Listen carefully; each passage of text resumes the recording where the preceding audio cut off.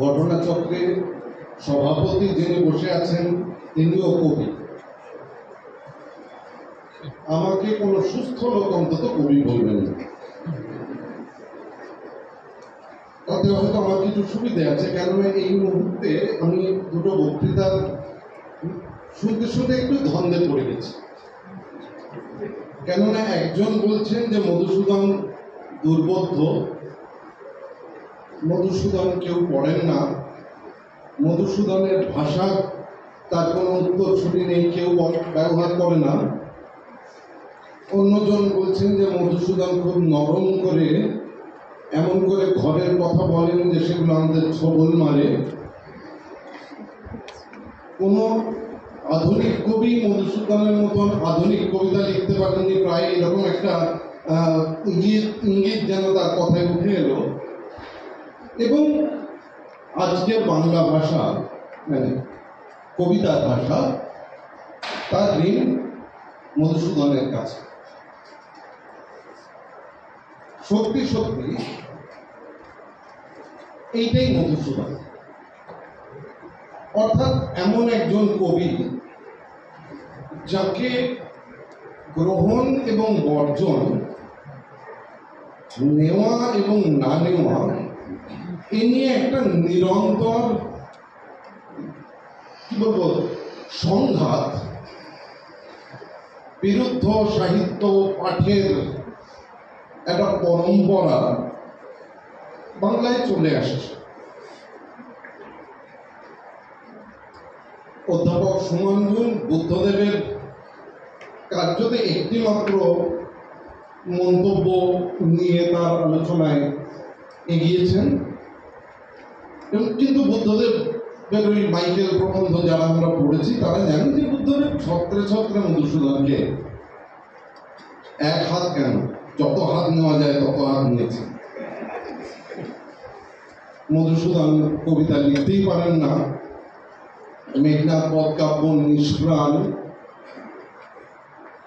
বীরাঙ্গনায় যেটুকু প্রাণের ছোঁয়া সেটুকু শুধু তারার চিঠিতে, এবং আরো নাটকগুলো তো একেবারে অপাঠ্য। সেটা আমি বুদ্ধদেবের সঙ্গে খুব মারাত্মক কি বলবো অন্য মত পোষণ করি এমনটা নয়। কৃষ্ণকুমারী আমাকে একসময় অনেক বছর পড়াতে হয়েছে, খুব কঠিন কাজ, সেটা আমি স্বীকার করব। কিন্তু কবি হিসেবে মধুসূদনকে যদি আমাদের দেখতে হয়, আমার মনে হয় যে কয়েকটা জিনিস আমরা একটু ভাবতে পারি। এ কথাগুলো আমি ইদানিং ভাবছি। আমার মনে হচ্ছে যে মধুসূদনকে আমরা যেটুকুতে পাচ্ছি সেটুকু মধুসূদনের সবটা নয়। আপনারা বলতে পারেন যে যেটা পাইনি সেটা আমি কেন ধরবো, নিশ্চয়ই সেই তোমাকে আমি যাচ্ছি না। অর্থাৎ পাওয়া না পাওয়ার কথাটা আমি আস্তে আস্তে আসছি। এখন মধুসূদনের সবচেয়ে গুরুত্বপূর্ণ কাব্য মেঘনাদ বধ কাব্য, এ নিয়ে কোনো সন্দেহ নেই। এবং তার আগে তিলোত্তমা সম্ভব মধুসূদন লিখছেন, এবং কোথাও মধুসূদন মনে করছেন যে এই দুটো কাব্য লিখে তিনি মোটামুটি একেবারে বাঙালির কবিত্বের খিদেকে মিটিয়ে দিয়েছেন। রাজনারায়ণকে একটি চিঠিতে লিখছেন যে I shall never again attempt anything in the heroic line. Meghnad and Tilottama ought to satisfy the most poetical appetite of this age.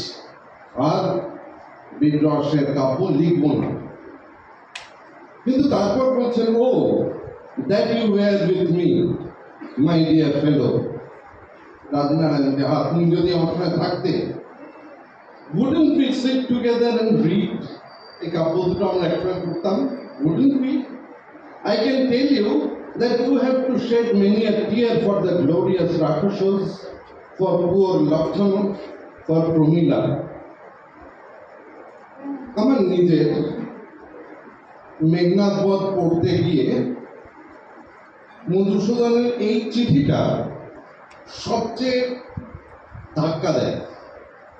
ধাক্কা দেয় এই কারণে যে আমরা যখন সাহিত্য তত্ত্ব পড়ি, এপিক পড়ি, মহাকাব্যের চরিত্র নিয়ে আলোচনা করি, তখন এইটা আমরা সবসময় মনে রাখি বা শিখি যে এপিক হচ্ছে একটা ক্লাসিক্যাল জিনিস,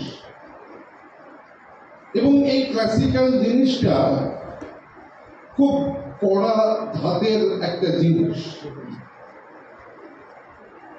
আমরা জানি যে রামেন্দ্র সুন্দর মন্তব্য করেছিলেন যে এই যুগে আর মহাকাব্য লেখা সম্ভব নয়। এই যুগে আর যেমন পিরামিড তৈরি হবে না, এই যুগে আর তেমন মহাকাব্য লেখা হবে না। 1861 সালে কোনো মানুষ যদি মহাকাব্য লিখবার চেষ্টা করেন,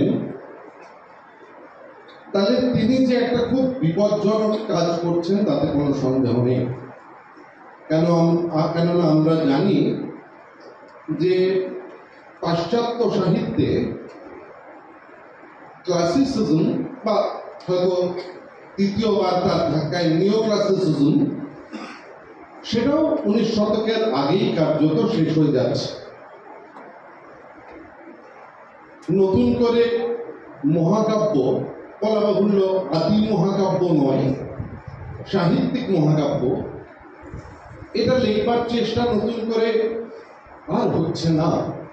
মিল্টন শেষ, সেটা মোটামুটি সপ্তদশ শতকের একেবারে শেষের দিকে। ফলে মধুসূদন যখন মহাকাব্য লিখতে বসছেন, সেই সময়টা মহাকাব্য লিখবার সময় নয়। এটা সুনিশ্চিত একটা অ্যানাক্রনিজম, বলতে পারি কালানুচিত দোষ।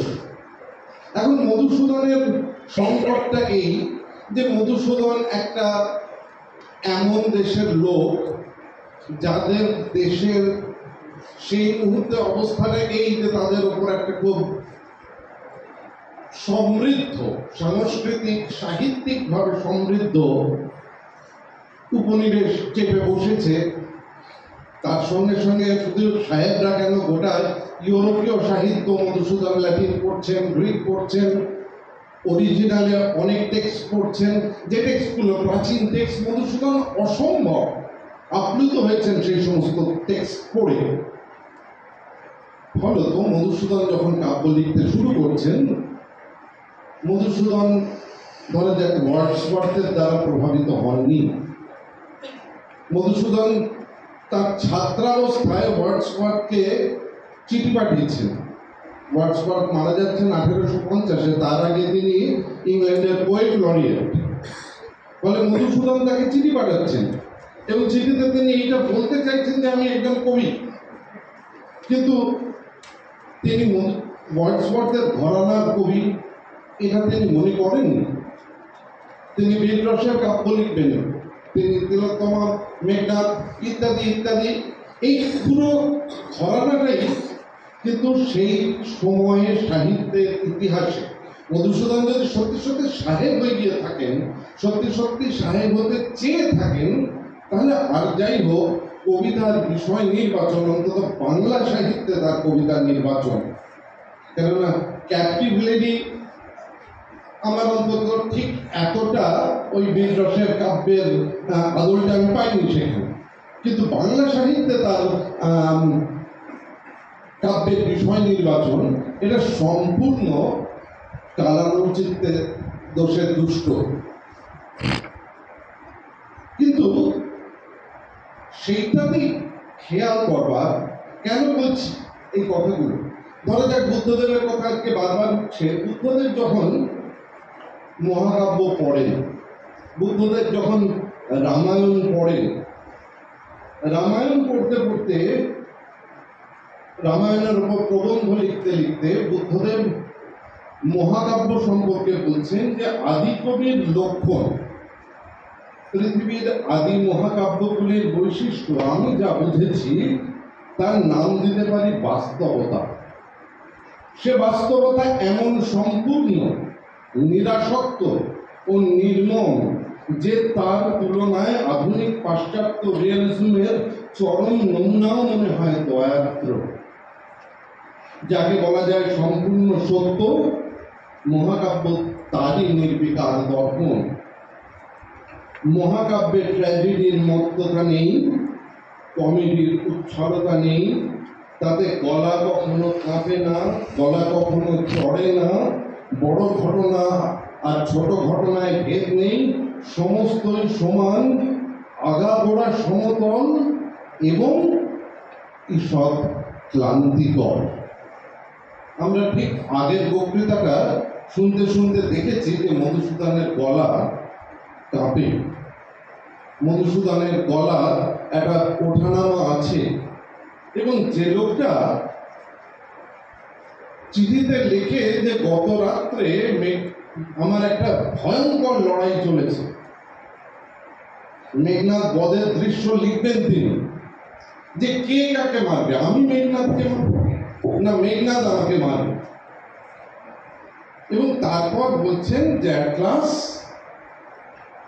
the muse is mine and I won, I triumphed, Meghnad is dead। তারপর একটা আশ্চর্য বাক্য, it cost me many a tear to kill him। এটা একটা মহাকাব্যের কবির কথা। এর কাছাকাছি একটা জিনিস আমরা সেই সময় সুনীল যখন লিখছেন তার যে মানে ভূমিকাটা দিয়েছিলেন তাতে সুনীল বলেছিলেন, সে বলতে পারেন এই যুগের একজন লেখক, কিন্তু একজন মহাকাব্যের কবি তিনি বলছেন যে আমার নায়ক